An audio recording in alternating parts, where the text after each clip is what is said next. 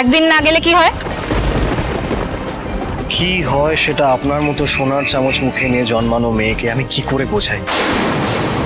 কিছু কিছু মানুষকে রোজ কতটা পরিশ্রম করতে হয়, এক একটা টাকা রোজগারের জন্য কতটা স্ট্রাগল করতে হয়, সেটা আপনার মতো বড় লোকের মেয়ের পক্ষে বোঝা সম্ভব নয়। কে বলেছে সম্ভব না? আমি বুঝি তোমার যে একটা মানিটারি ইস্যু আছে, সেটা আমি বুঝেছি। আচ্ছা ঠিক আছে, তুমি যদি আজ টিউশন পড়াতে যেতে তাহলে তুমি কত টাকা পেতে? আমি তোমাকে সেই টাকাটা দিয়ে দিচ্ছি।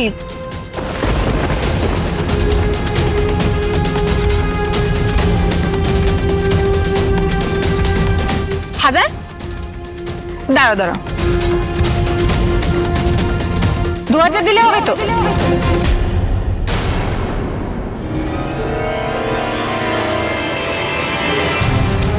এবার আমাকে ফ্লুট বাজিয়ে শোনাবে তো?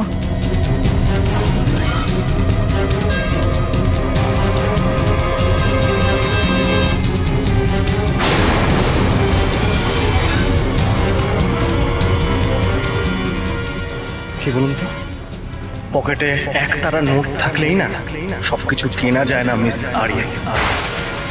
ইমোশন, ডেপথ, সেন্সিবিলিটি, মানে বাংলায় যাকে বলে সংবেদনশীলতা, এগুলো হাজার কেন লক্ষ কোটি টাকা দিয়ে আপনি কিনতে পারবেন না।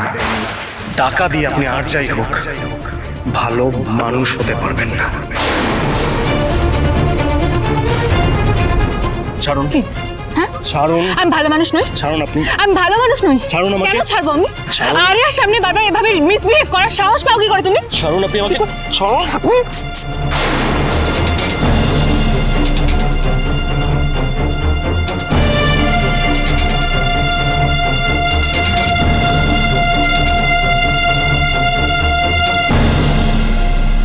এমনি কলেজে পড়ে আসার মতো ভালো জামা নেই আমার কাছে।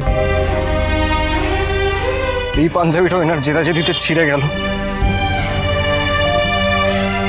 মাকে বলবো আজকে সেলাই করে দিতে। ইস, হে কি করলাম আমি? এভাবে ওর জামাটা ছিঁড়ে দিলাম কেন?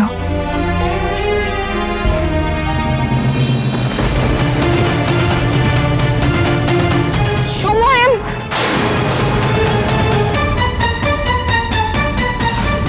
যতই আমার থেকে দূরে পালাও, একবার যখন আরিয়ার তোমাকে পছন্দ হয়েছে, তখন আরিয়ার কাছে তো তোমাকে আসতেই হবে।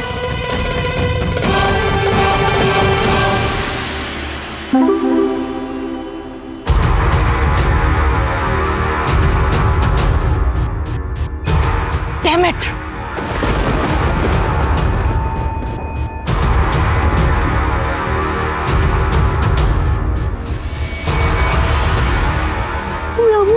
ওটা কি করে? ওরা তো দরজাটা বন্ধ করে দিয়েছে। এখানে আবার সত্যি ভূত থাকবে না তো? না না না, ও ঠাকুর ঠাকুর, আমাকে একটু বের করো না এখান থেকে। না, আমি বরং যাই, গিয়ে দরজাটা ধাক্কা দিই। বলছি খোলো না একটু দরজাটা, খোলো না, শুনতে পাচ্ছ আমার কথা? খোলো না। কেউ তো শুনতে পাচ্ছে না।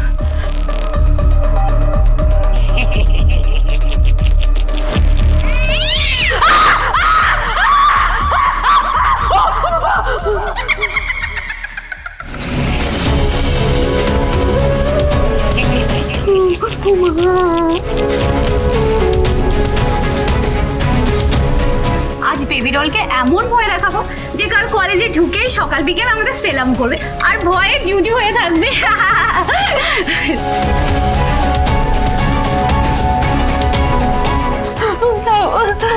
বের করো না, কেউ তো শুনতে পাচ্ছে না। একটুখানি আমাকে বের করো না, আমার তো খুব ভয় করছে।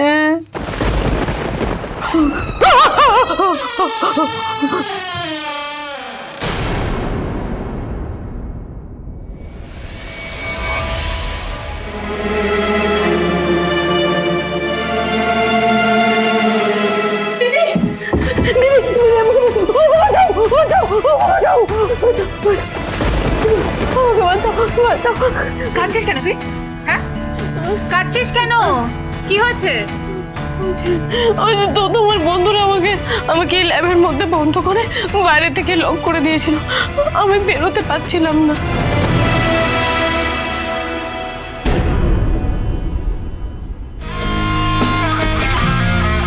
তাই বলে কাঁদবি তুই?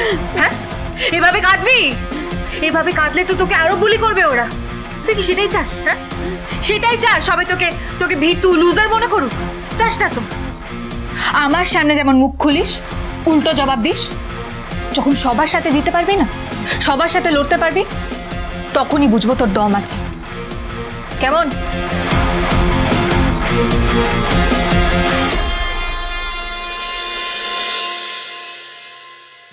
তুমি আজকে নিজে থেকে আমাকে হেল্প করলে, থ্যাংক ইউ। তোর হেল্প আমি করতে চাইনি, তোর চিৎকারটা কানে লাগছিল তাই এসেছি। এনিওয়ে, এবার বাড়ি যা, আমার মাথা খাস না।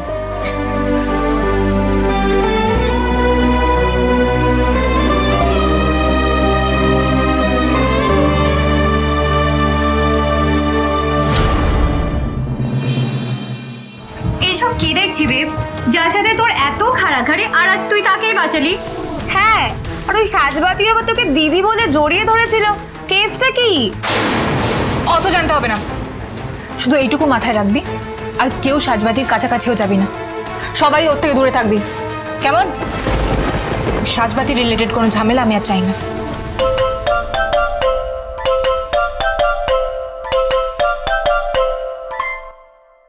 এসব কি নাম্বার থেকে ফোন আসছে আমার? হ্যালো, হ্যালো শ্রী, আমি তোর অয়না পিপি বলছি বাবু। বাবু, তোকে একটাই রিকোয়েস্ট করতে ফোন করলাম, বাড়ি ফিরে আয় না রে। দেখ, আমরা মানছি তোর খারাপ লেগেছে, একটা ভুল বোঝাবুঝি হয়েছে এত বছর ধরে, বাট বিশ্বাস কর বাবু, তুই বাড়ি এলে আমরা সবটা একসাথে বসে কথা বলে মিটিয়ে নেব। প্লিজ বাড়ি ফিরে আয় না বাবু। Do not call me again ever. আগে শুধু মিসেস রায় আর সাজবাতি প্রবলেম ক্রিয়েট করতো, এখন গোটা জু হাউসের লোকেরা আমাকে ফোন করে জ্বালাচ্ছে।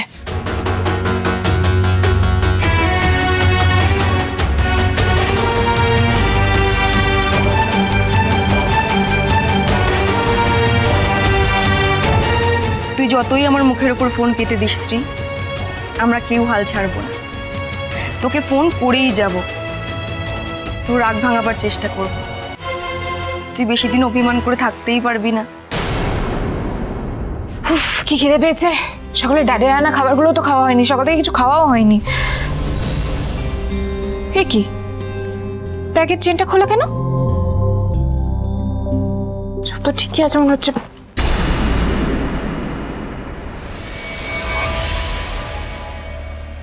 এটা কার টিফিন বক্স? আর আমার ব্যাগে কি করে এলো?